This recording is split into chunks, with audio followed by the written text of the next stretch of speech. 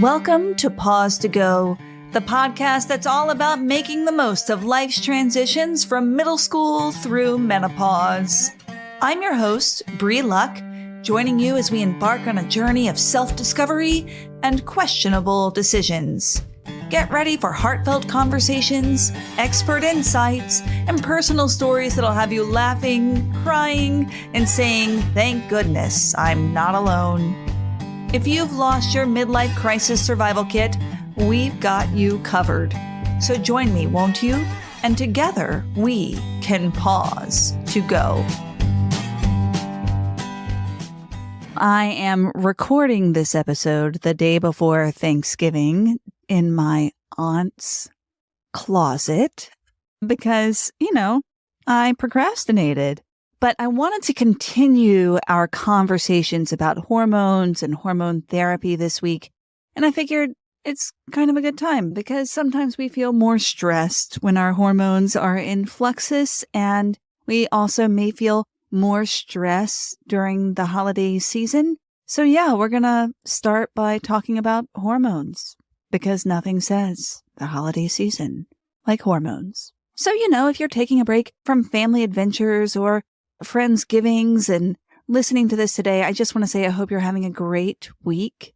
And we're going to talk about some of the ways to ease some of the effects of hormones and some of the ways that menopausal hormone therapy can affect your body and can ease some of the side effects of perimenopause. Before we get started with all the menopause talk, I just want to say I am not a medical professional.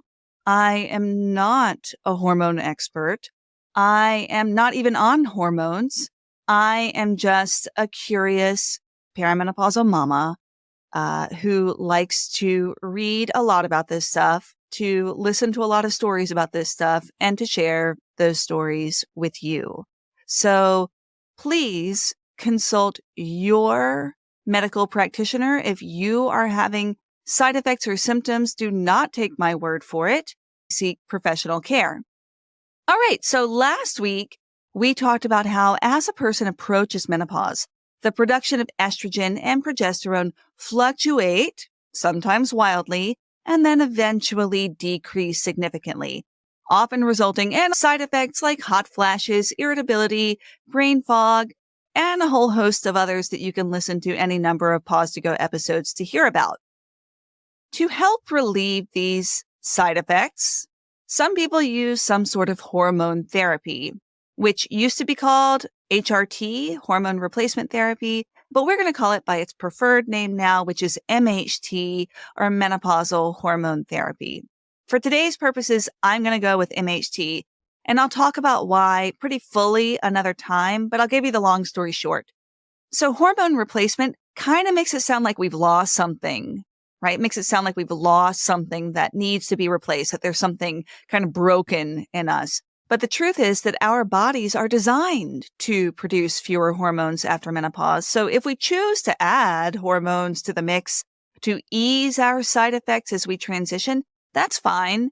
But it's not like there's something broken in us. It's not like when our ovaries slow down and stop working in the same way that something broke in us. They were designed to do that. Why? Because bodies are freaking amazing. Now let's get down to brass tacks. What is menopausal hormone therapy, or MHT? It generally means prescribing a hormone that's either estrogen or a progestogen or both, and most commonly both, to treat symptoms of menopause. The real goal with MHT is to get hormones into the bloodstream. We're going to talk first about the use of estrogen alone. So typically, MHT involves a combination of estrogen and progestogens, but sometimes, like after a hysterectomy, or a hysterectomy plus the removal of the ovaries and the fallopian tubes, or for someone who has an abreaction or a negative reaction to progestogens, a doctor may prescribe estrogen alone. Here's how we can add estrogen to our bloodstream. There's the estrogen pill. Right now, pills are by far the most common treatment for menopausal symptoms. So most estrogen pills are taken once a day without food, but some have more intricate dosing schedules. There's also the estrogen patch. The patch is worn on the skin of your abdomen, typically. Depending on the dose, some patches are replaced every few days, while others can be worn for up to a week. There are also combination estrogen and progestin patches available.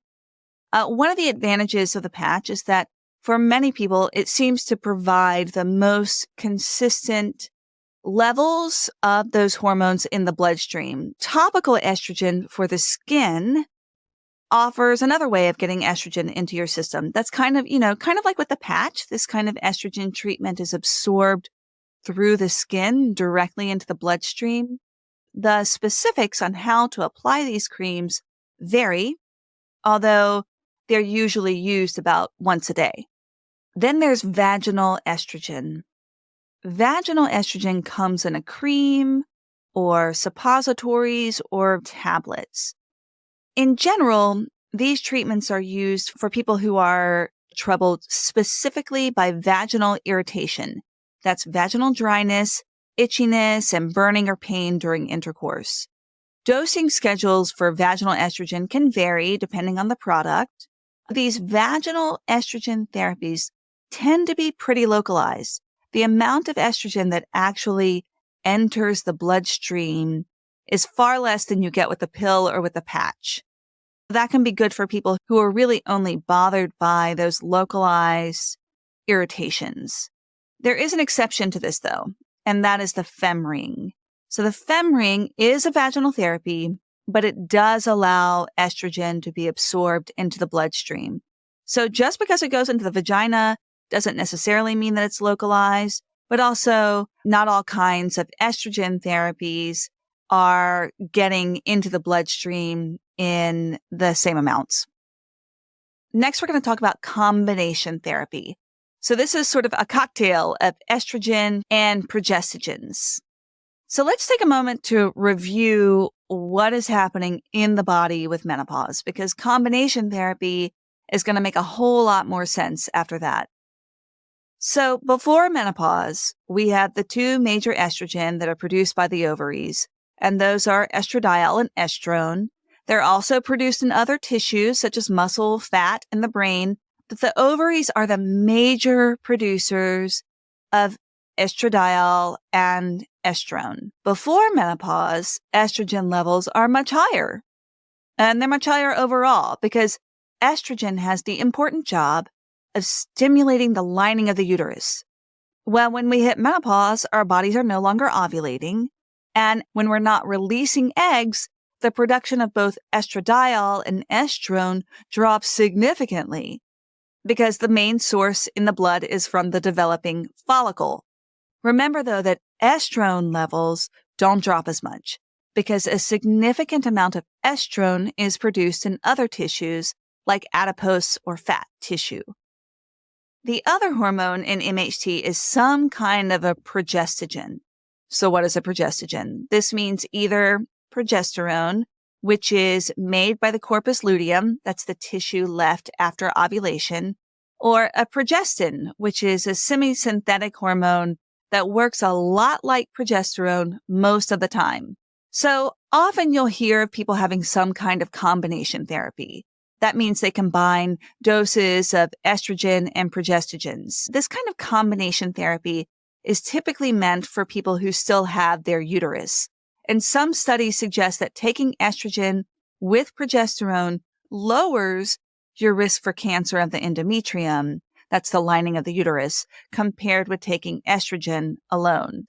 Adding progestogens to the MHT mix may help treat some menopausal side effects such as hot flashes, and progestins can really help with irregular bleeding, while progesterone can help you get better sleep. Here are some of the common ways to get some kind of a progestogen. There are oral progestogens. We talked about the patch because sometimes there are combination patches. There are also oral progestogens. See, it seems like right now, medical experts are treating the majority of their menopausal patients with a natural progesterone rather than synthetic progestins. Why? Well, research suggests that natural progesterone may not have a negative effect on lipids and is a really good choice for women with high cholesterol levels. It can also have other advantages compared to synthetic progestogens, and we will talk about that in a future episode when we discuss some of the indicators that MHT might be a good solution for you and some of the reasons that you might not want to try hormone therapies. Another way of getting progestin into the bloodstream is actually a low-dose IUD. That's an intrauterine device. They are approved for pregnancy prevention and bleeding control in the USA, but they are sometimes used off-label along with estrogen. So if you have an IUD when you enter perimenopause, your doctor may suggest that you keep it in until perimenopause is complete to help with uneven periods. Now, some of you may have heard of something called bioidentical or compound hormone therapies. And I gotta say, most of my friends who talk to me about their hormone therapy treatment tell me that they are getting bioidentical or compound hormone therapies. So I'm not going to knock it completely because anecdotally, my peer group friends report that they have had excellent experiences. But that is anecdotal. And some of the major leading voices in the menopausal field, like the North American Menopause Society, that's NAMS, and Dr. Jen Gunter, along with other medical professionals, caution us against some of the claims that companies who sell these products make. So if you are like me, you might think that the term bioidentical hormones means that they completely match the hormones in our body, that they are custom mixes of one or more hormones in differing amounts that match the hormones in my body. But let's remember that our hormones are ever shifting. So there's kind of no way for bioidentical hormones to match my hormone makeup because my hormone makeup is shifting, right? Bioidentical also sounds more natural, but the truth is that there's nothing natural about adding hormones after menopause. That doesn't mean it's bad. It just means that it's not more natural, right? If you're like me, you might also assume that custom compounded bioidentical hormone formulations contain FDA tested and approved drugs and are therefore safe. Well, it's not necessarily true. I mean, bioidentical sounds really catchy and is pretty brilliant marketing because it sounds like it's completely natural and good for you. But in actuality, the term itself is kind of medically meaningless. So it's kind of like greenwashing, right?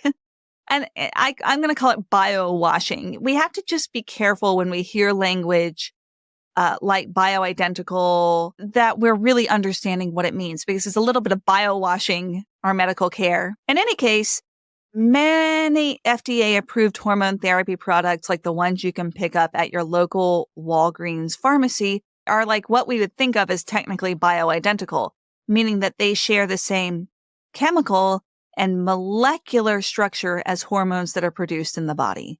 They don't have to be bio-washed with the term bioidentical to share that same chemical and molecular structure. I just think that's really important to know. Now let's talk about compounded formulas. So these are like the ones my friends use. They're often prescribed by functional medicine doctors. Compounded formulations may contain the same active ingredients that you find in FDA-approved products. But it's worth noting that the formulations themselves have not been tested for quality, safety, or effectiveness. I think of it like this.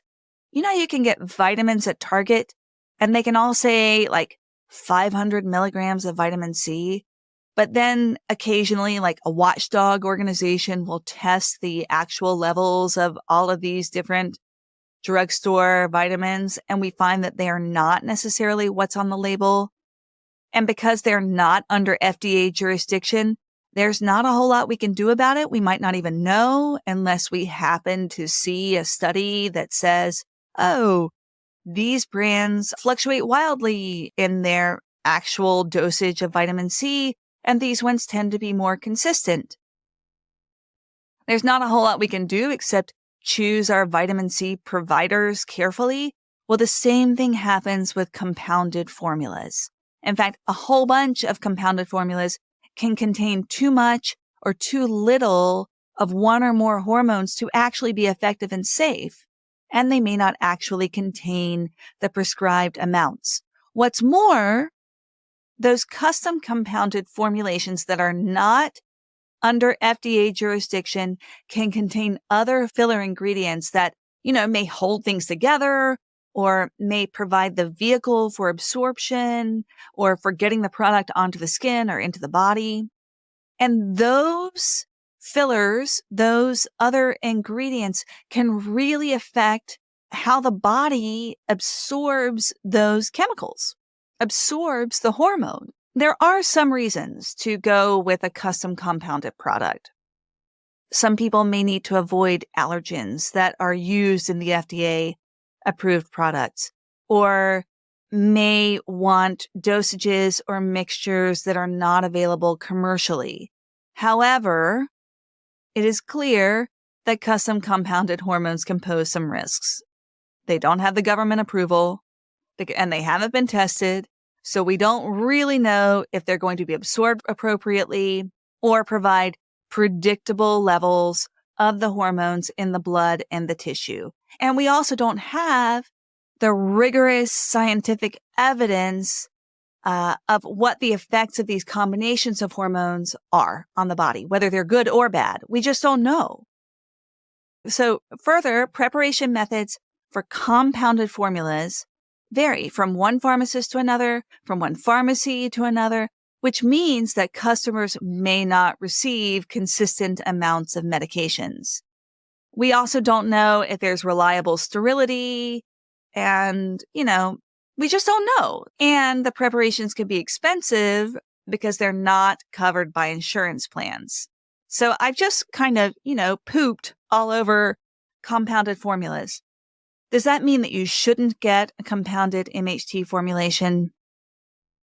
I'm not going to make that call for you.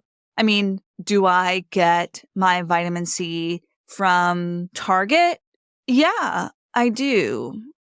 I'm also pretty confident that it's not going to hurt me. I mean, that's my choice, right? But it's worth knowing that the commercial combination formula that you can get at pretty much any pharmacy is regulated, tested, and often covered by insurance, while compounded formulas could be a wild card. Dr. Jen Gunter, who you hear me talk about a lot on this podcast, and with whom I agree sometimes, I don't agree all the time, but I do have to say she carefully vets anything that she promotes.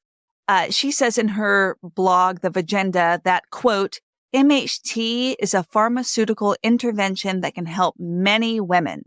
There are small risks, so women should decide based on the evidence if MHT is right for them. Now, we know that it's not just women, so that's a problem. But let's just remember, there are always risks and there are potential benefits. And that's really MHT in a nutshell. Okay, I think that's enough for today. So coming up soon, I'll talk about some of the myths around hormones. I'm going to discuss when hormone therapy might be a good choice for you and when it might not be. And I'll share tips on how to talk to your doctor about getting the support that you need. As we wrap up, let's remember, menopause is not a one-size-fits-all deal. It's about finding what works for you, for navigating the myths around menopause, and for having candid chats with your doctor. And hey, if you are celebrating this week, whether it's with turkey and pie, or in my family, a low country boil and oysters, or just enjoying the fall vibes, spread the word about Pause to Go. Because let's face it, we could all use a little help to smoothly navigate this midlife adventure. here's my call to action for this episode. That's what they call it when I'm trying to get you to do something. I want you to do something, and that is to share your story. So if you would like to share an experience of your midlife delights, agony, or just plain humor, you can leave me a voice memo on my new website, pausetogopodcast.com. There's a tab on the right side of the website that says something like, leave me a voice memo. And you can just record a voice memo for me right there and I'll get it. And if you feel comfortable having me share your voice on the pod, then I can share that with everyone. It's so nice to hear other people's voices. But if you don't feel comfortable having me share your voice, I can just anonymously share your story. It'll be great to have your stories on the Pause to Go podcast. All right, stay curious, y'all. Thank you for listening to the Pause to Go podcast. Special thanks to Codebase Co-working and WTJU Radio for their support. This has been an Awkward Sage production.